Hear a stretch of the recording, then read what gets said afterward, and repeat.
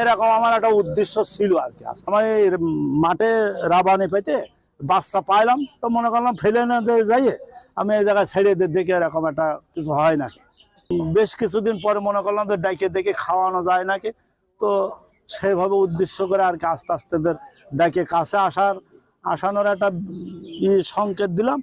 আর এরা দেখলি আমার কাছে এসে এরা চলে আসে। মাজারে দেখেছি বাঘ পোষে, শিয়াল পোষে, কুমির পোষে। তো আমি মনে করলাম যে দেখি একটা পানির জিনিস কুচিয়ে পুষে বাচ্চা পাইয়ে আইনে দেখলাম যে কুচিয়ে পুষে দেখি যে আমার ডাকে আসে কিনা। তা এখন আল্লাহর রহমতে এরা ডাকলে আমার ডাকে আসে এবং আমি ধরে এদের যখন তখন দেখাতে পারে আর কি, বা দেখে মানুষ।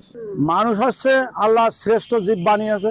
এই মানুষ যদি ইচ্ছা করে বা মানুষ যদি মনে করে যে সমস্ত প্রাণীকে বশ করব, তা মানুষ পারে এবং তা অনেকে করেছেও বা পারে।